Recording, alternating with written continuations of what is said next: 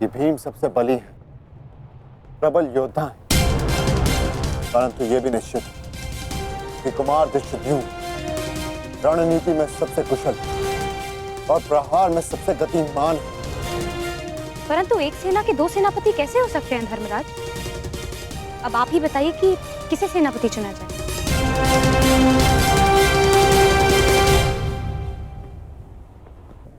मेरा निर्णय यह है कि हमारी सेना के नेतृत्व के लिए सबसे अधिक योग्य एक विकल्प शेष है युधिष्ठिर।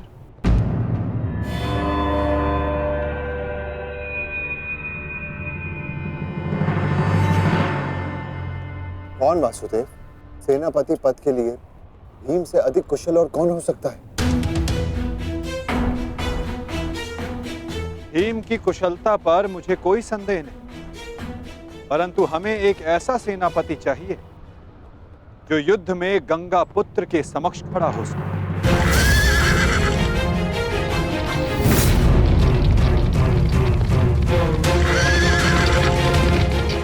वो जिनके कारण युद्ध में विजय हमारी हो, और वो केवल एक ही जो कौरवों के सेनापति गंगापुत्र भीष्म का सामना कर सकती है।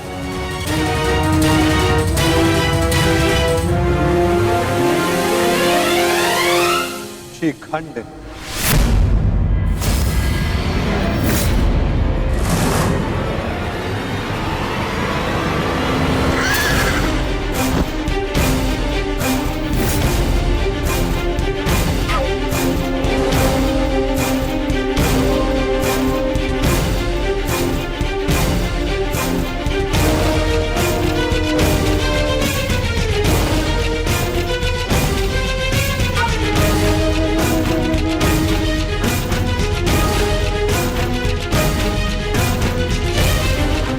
प्रणिपात, ये युद्ध केवल आपका नहीं, मेरा भी है। हर उसका है जिसको कौरवों के अन्याय से कष्ट हुआ है। और मैं वचन देती हूं, कौरवों को परास्त करने के लिए मैं पूरा प्रयास करूंगी।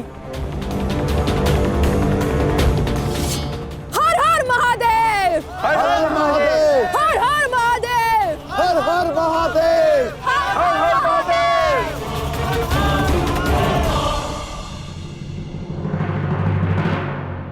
एक समस्या अब भी सामने है वासुदेव। हमारे पास 7 अक्षौणी सेना है और कौरव सेना 9 अक्षौणी।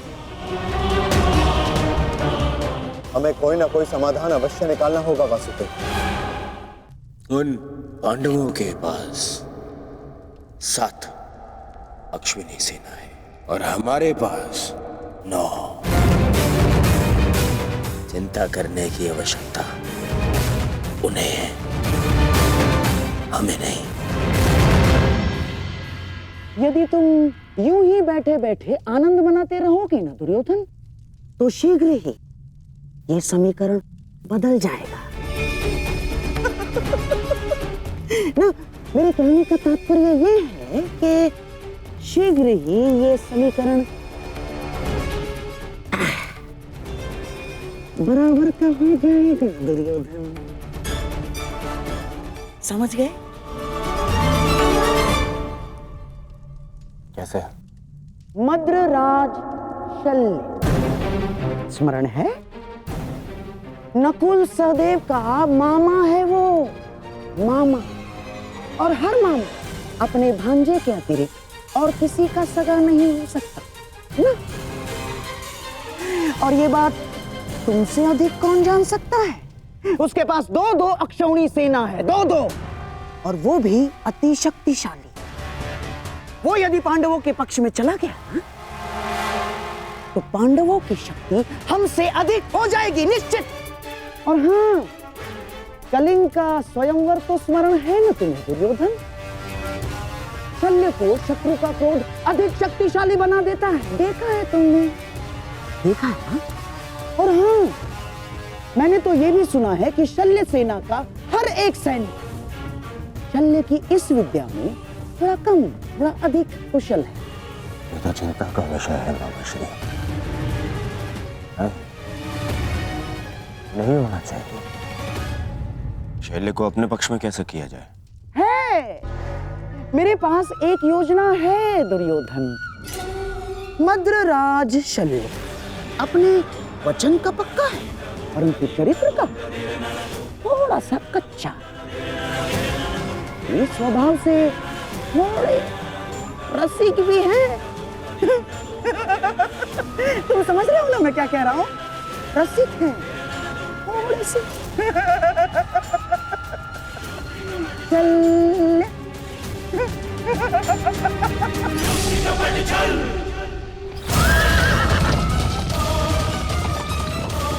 शीघ्रता करो सारथी, पांडु के शिविर तक पहुंचने में और कितना समय लगेगा? हम शीघ्र ही वहां होंगे महाराज।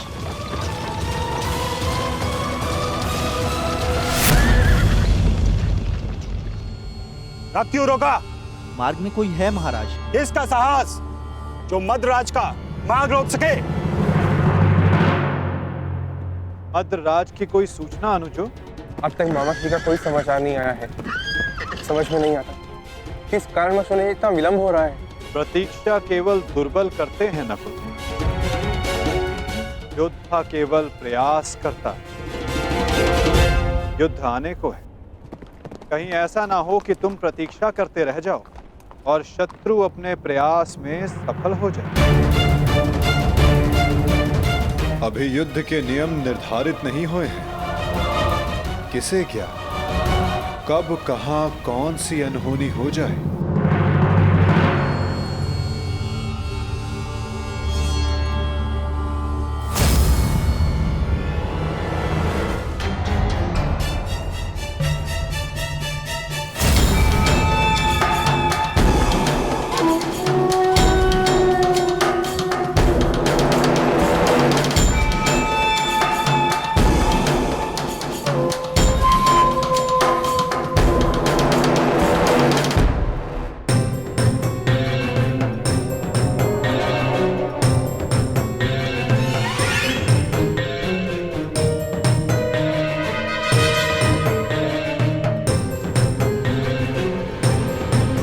प्रणिपात्र मद्रराज। कौन है आप? आपकी सेविकाएं। आपकी यात्रा बहुत लंबी है। आपकी सेवा के लिए आए हैं, आपको आपके गंतव्य स्थान तक पहुंचाने। किसने आपको भेजा है? वासुदेव। वासुदेव? वासुदेव को हमारा धन्यवाद कहिएगा, परंतु मुझे आज विलंब हो रहा है। प्रणाम। मद्रराज, क्या आप हम दोनों को दंडवीर बनाना चाहते हैं?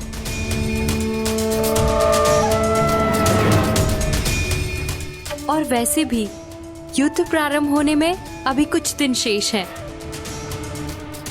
मद्रराज, कहीं आप ये तो नहीं मानते कि हम इतने सुंदर नहीं हैं कि आप हमें आपकी सेवा का अवसर प्रदान कर सके? मद्रराज, युद्ध में जाने से पहले आपकी थकान का शांत होना बहुत आवश्यक है।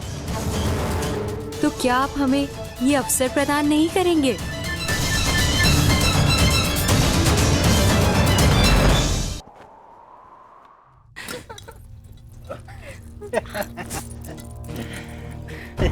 सेवा का आनंद ले रहे हैं ना? अवश्य। मुझे आशा नहीं थी कि वासुदेव भी इतने रसिक स्वभाव के हैं। महाराज, आपका ये पात्र मदिरा से रिक्त क्यों है?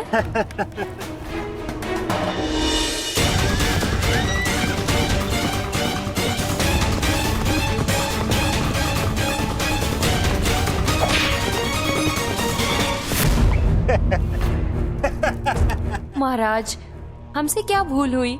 अभी तो आप युद्ध का आनंद उठाते रहे, लेकिन हमें भी तो आप अपनी सेवा का आनंद लेने दीजिए।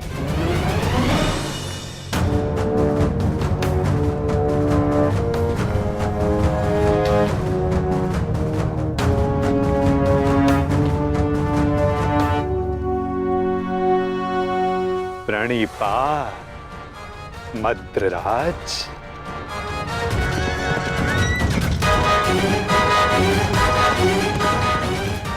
आशा करता हूं कि इस वासुदेव से अतिथि सत्कार में कोई त्रुटि ना रह गई हो।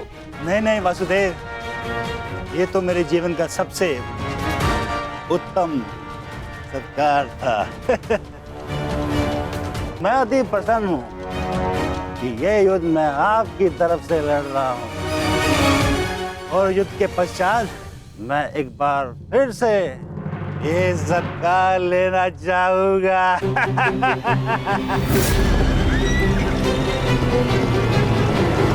अवश्य, ऐसा सत्कार मैं आपका एक बार क्या कई बार करवाऊंगा, परंतु मैं आपसे आश्वासन नहीं मांग रहा हूं। मैं आपसे वचन चाहता हूं कि इस युद्ध में आप पूर्ण बल से और पूर्ण मनोयोग से हमारी सहायता करेंगे ना आप मद्राज?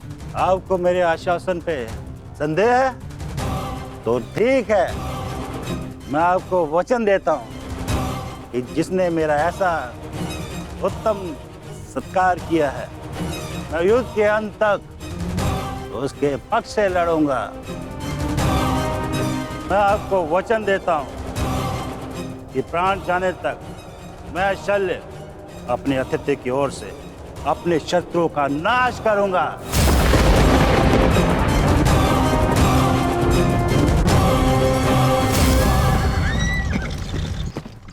उत्तम, अति उत्तम, धन्यवाद मद्रराज, धन्यवाद। धन्यवाद मद्रराज, धन्यवाद।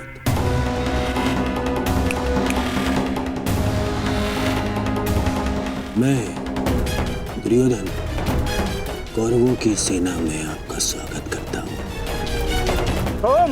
तुमने सत्कार किया था मेरा, ये भ्रम में रख के मुझसे वचन लिया।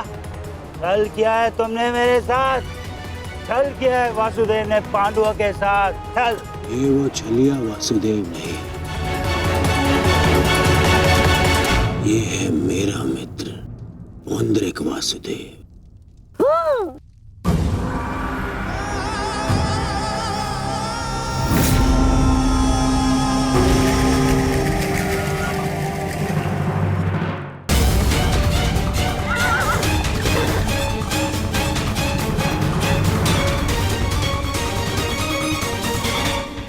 ये मामा श्री की सेना कौरवों के शिविर की ओर क्या कर रही है? ज्येष्ठ, ये सोचने का नहीं, बढ़ने का समय है। मैं तुम सबको महाराज शल्य, शांत हो जाइए, शांत।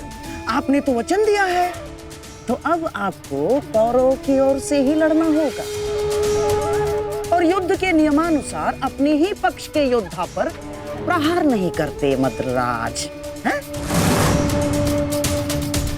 तो आइए, कौरव दल में आपका मैं शकुनी महारथी शल्य का स्वागत करता हूँ। तुम सब ने छल किया है, छल। देख लूंगा तुम्हें सबको। बाबा सिंह, ये सब क्या हुआ?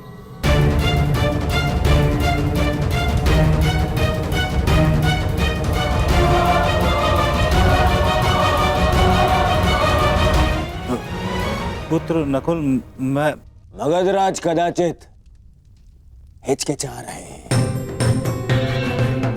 आओ पांडु पुत्रों, मिलो कौरवों के नए सहयोगी से, महारथी महाराज शल्य से। तुम क्या सुन रहे हो मामाश्री? मुझे क्षमा करें, तुम्हारे मामाश्री के साथ बहुत बड़ा छल हुआ है।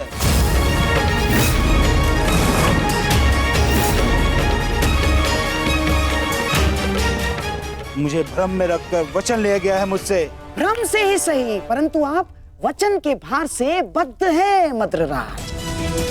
दुर्योधन, तुमने हमारे साथ छल किया है। मामाश्री ने सबसे पहले हमें आश्वासन दिया था। शांत विकोदर, शांत।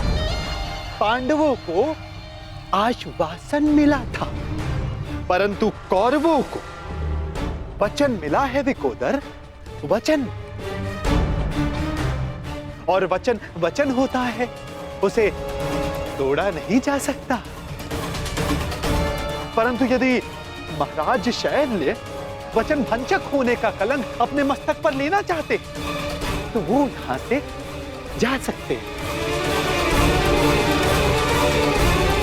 परंतु युधिष्ठिर, तुमने तो इस युद्ध को धर्म युद्ध का नाम दिया है, तो क्या तुम अपने मामा का वचन भंग करने का अधर्म अपने मस्तक पर लेना चाहोगे? बोलो युधिष्ठिर।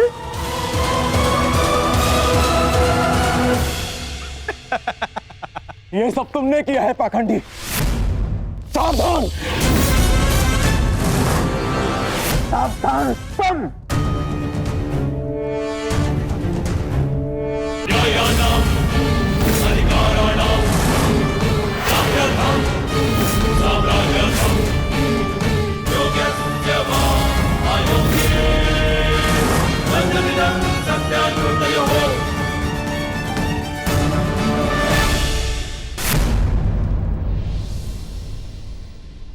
रुक जाओ दुर्योधन।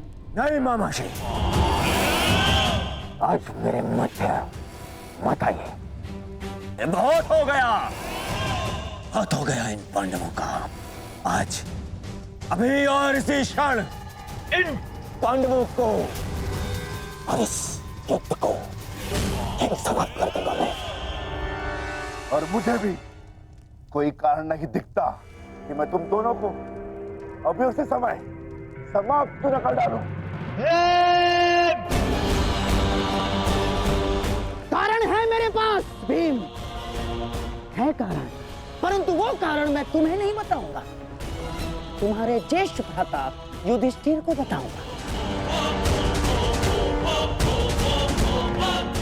क्यों धर्मराज, आप तो स्वयं धर्म के प्रतीक हैं। आपसे ऐसे अधर्म की आशा नहीं की थी मैंने। अधर्म आपने किया है मामाश्री। आपने मामाश्री शल्य को अपनी चाल में फंसा। कोई छल नहीं किया, कोई अधर्म नहीं किया है मैंने।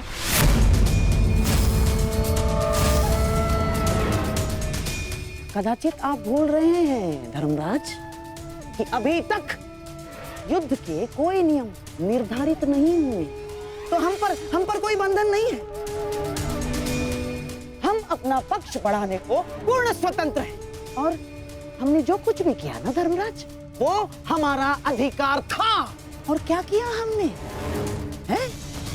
हमने केवल और केवल एक अतिथि का सत्कार किया, बस। मातृदेव भव, पितृदेव भव, आचार्य देव भव, अतिथि देव भव। पढ़ा होगा आपने, हैं? अपने धर्म में।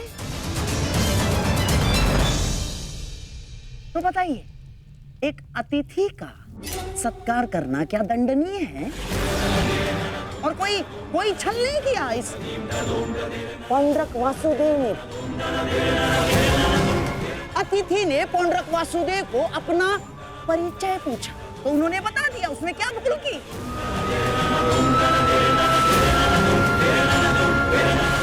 और हाँ, आपके मामा श्री शल्य पर हमने कोई दबाव नहीं डाला। ना ना ना ना ना ना, बिल्कुल दबाव नहीं डाला। अपितु हमारे आतिथ्य से प्रसन्न होकर हमारे साथ रहने का उन्होंने हमें वचन दिया स्वयं।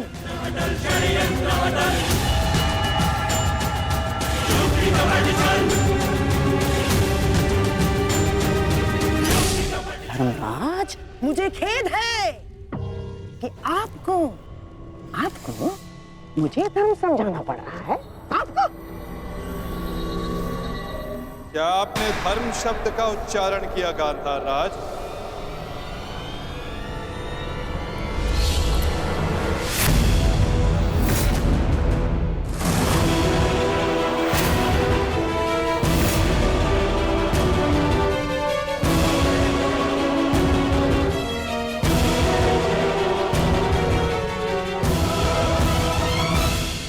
धर्म अधर्म का ज्ञान आपके मुख से सुनकर आश्चर्य हुआ,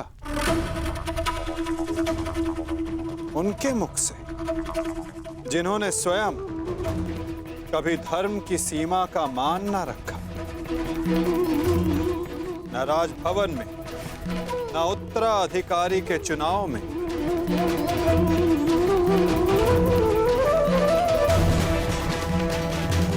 न द्यूत क्रीड़ा में, न दूत के सत्कार में। और आप धर्म की बात करते हैं गांधार राज। इनसे और क्या अपेक्षा की जा सकती है माधव? आज तक अधर्म और छल के अतिरिक्त इन्होंने हमें दिया ही क्या है? अब ये मामाश्री का धर्म है, वो ही बताएंगे कि उन्होंने किस और से युद्ध करने का निर्णय लिया है। मेरा भी तो प्रश्न यही है, परंतु कुछ भी, कोई भी निर्णय लेने से पूर्व एक बार तनिक सोच लीजिएगा। हाँ? इस बात का स्मरण रखिएगा कि एक राजा का अपने नियम को तोड़ना अशोभनीय, निंदनीय होता है।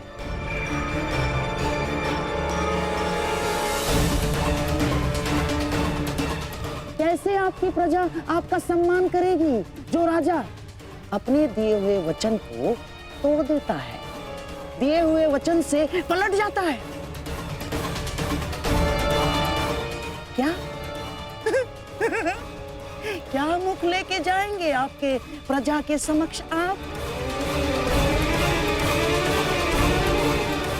तो युद्ध में आप किसका साथ देंगे? अपने भांजों का या अपने वचन का सम्मान करेंगे, मान करेंगे? पुत्र नकुल, मुझे क्षमा कर दो, परंतु मेरे पास कोई विकल्प ही नहीं है।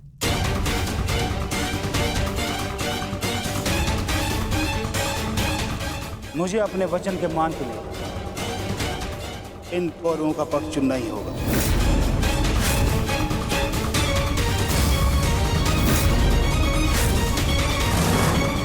तो ठीक है मामाश्री, अब हम भी आप पर प्रहार करने के लिए सज रहेंगे।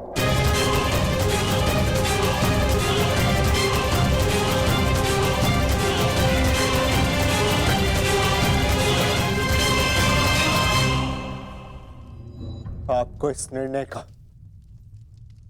गंभीर परिणाम भुगतना होगा, ये मेरी प्रतिज्ञा है।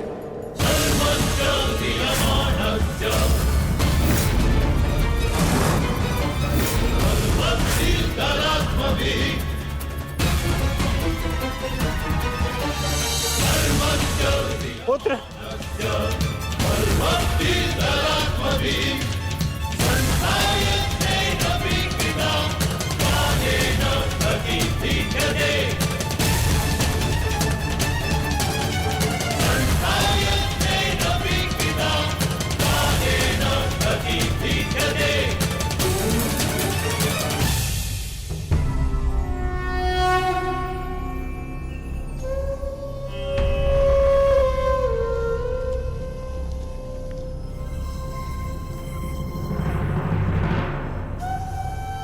चलिए, तू कहां चल दिया? चलिए कृष्ण।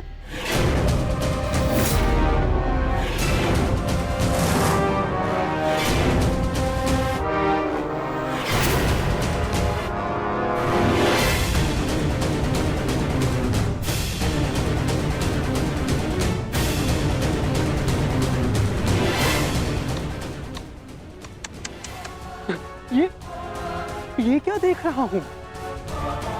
वो कृष्ण जिसके मुख से मुस्कान कभी जाती ही नहीं थी, आज वो इतना गंभीर मुख बनाकर बैठा है, इतना विद्रूप मुख बनाकर बैठा है। तनिक सोचो, युद्ध के पूर्व ही तुम्हारी ये दशा है, तो युद्ध के पश्चात तुम्हारी कैसी दशा होगी? अब मुझे तुम्हें देखकर क्रोध नहीं आता, दया आती है, दया।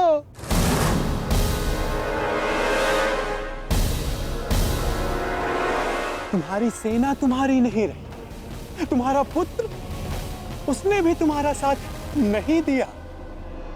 तुम्हारा भाई उसने तुम्हारा पक्ष नहीं चुना, सब कुछ छीन लिया गया तुमसे।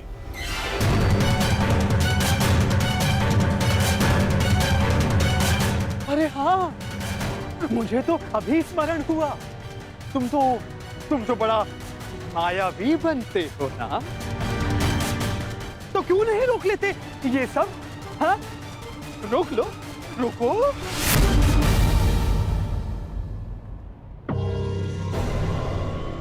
अरे हाँ, विचार करने वाली बात तो ये, जब मैंने तुमसे तुम्हारा सब कुछ छीन लिया तो तुम उस सुदर्शन चक्र का क्या करोगे?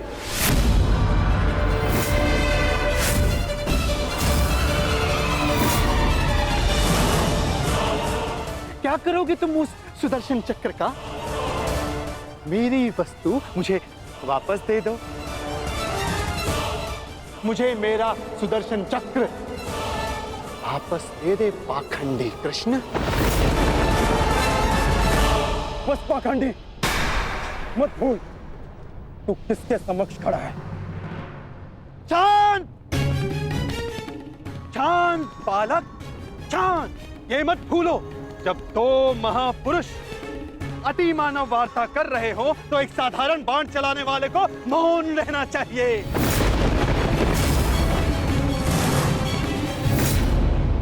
दुष्ट पौंद्रक, मैं आज ये सिद्ध कर देता हूं तू कितना बड़ा अतिमानव है।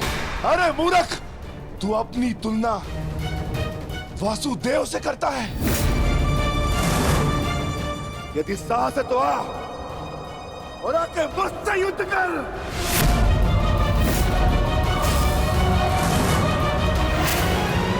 मूर्ख तो तुम पांडु पुत्र हो।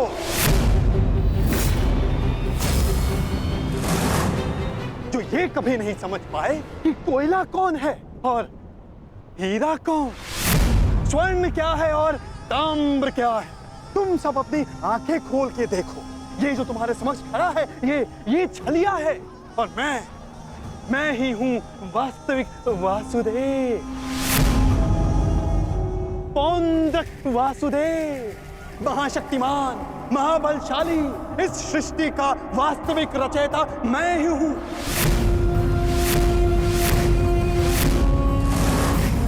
यदि मैं चाहूं तो तुम सबको एक क्षण में तुम सबका अंत कर सकता हूं। इसलिए मुझे मेरा अस्त्र उठाने के लिए पौंड्रक,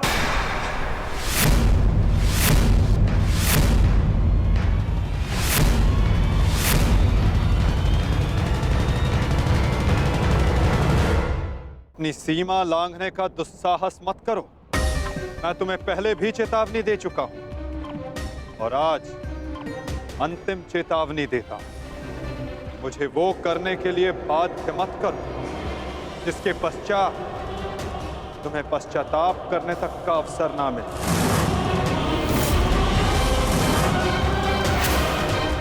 जाओ यहां से पौंड्रक।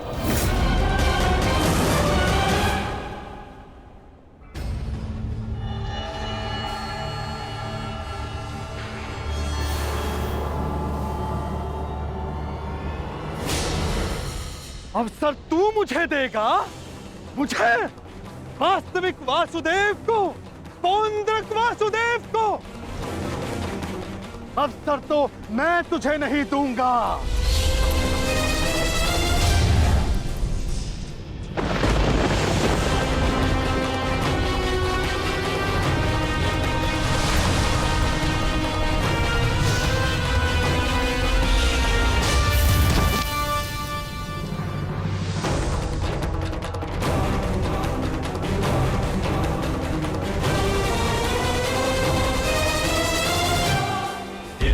दृष्टि से बाण शक्ति से जीते ये सारा रण, शांत चित धरे आत्मबल भरे जीते हर बाधा कर, छूट ना पाए लक्ष्य हो जाए सा झुका होकर, वेग है सूर्य तेज है कवच चढ़ा इसके। दोबारा ऐसा दुस्साहस मत करना, अन्यथा कुछ करने के योग्य नहीं रह जाओगे पौंद्रक। मेरे पक्ष में होकर मुझे पर प्रहार करता है मूर्ख दुर्योधन। ये तुम्हारा मित्र है या शत्रु? तुम्हें पूर्ण विश्वास तो है ना कि ये हमारे ही पक्ष में है। इस सूत पुत्र मित्र को समझा दो कि मेरे और उस पाखंडी कृष्ण के मध्य आना बंद करे, अन्यथा तुम्हारे मित्र को दुष्परिणाम भुगतना होगा। मित्रकर्ण, पौंद्रक उचित कह रहा, तुम हमारे पक्ष में हो। पौंद्रक को वासुदेव पर प्रहार करने से क्यों रोका? क्योंकि मैं वीर दुर्जय योद्धा दुर्योधन के पक्ष में हूं। पीठ पीछे वार करने वाले को कायर कहा जाता है, वीर नहीं। और ये कहां का न्याय है मित्र? जहां एक निहत्थे पर पीछे से वार किया जाता है। क्या युद्ध से पूर्व ही हमारे पक्ष के योद्धा युद्ध के नियम भूल गए हैं?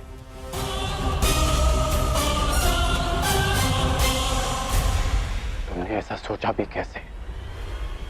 तुम इस भांति वासुदेव को वश में कर लोगे? सत्य को पहचानो मित्र, अपने नेत्र खोलो। नेत्र तो तुम्हारे बंद है मित्र।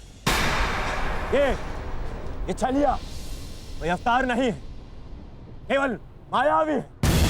शांति सभा में जो कुछ भी घटित हुआ केवल इस छलिए की माया थी। माया थी वो।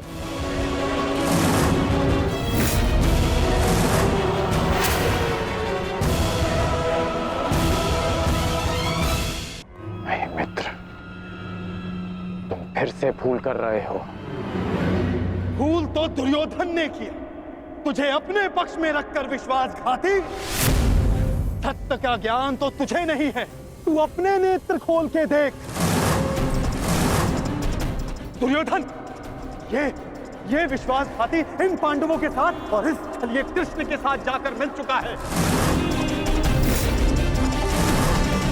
इस छलिए कृष्ण की वाणी बोल रहा है, उसके वश में है ये।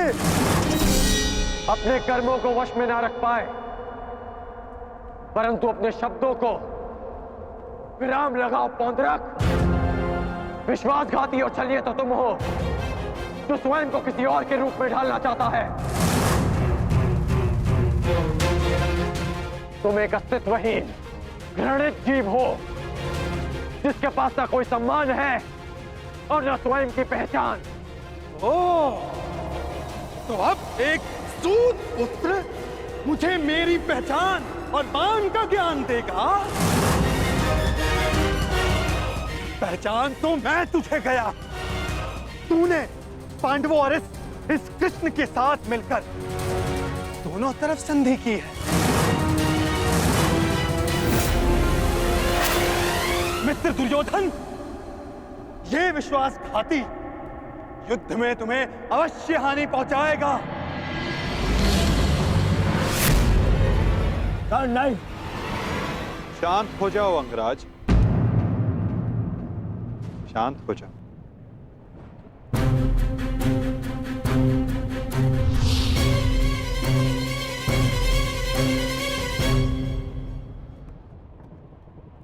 उचित ही तो कहा था पौंद्रक ने।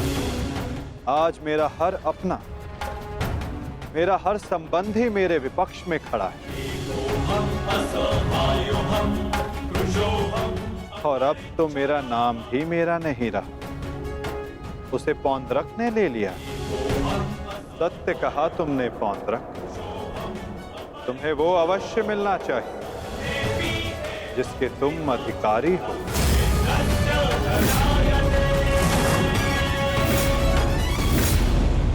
अद्भुत कृष्ण, अद्भुत। आज प्रथम बार तेरे मुख से सत्य निकला है छलिए। तो अब मुझे वो सुदर्शन चक्र दे दे जिसका वास्तविक अधिकारी मैं हूं। दे मुझे वो सुदर्शन चक्र। ठीक है पौंद्रक, मैं इसी क्षण दोनों पक्षों को साक्षी मानकर तुम्हें वो देता हूं जिस पर तुम अपना अधिकार समझते हो।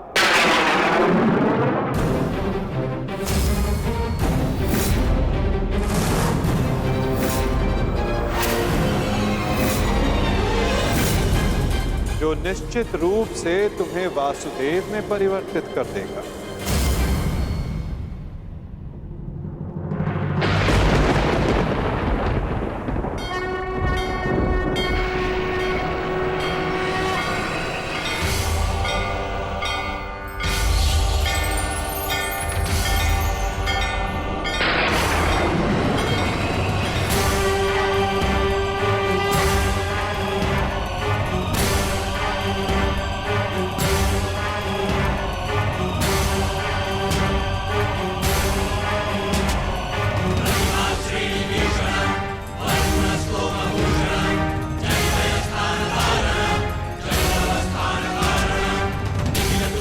ये लो पौंड्रक, वो अस्त्र जिसका वास्तविक वासुदेव के पास होना अनिवार्य है।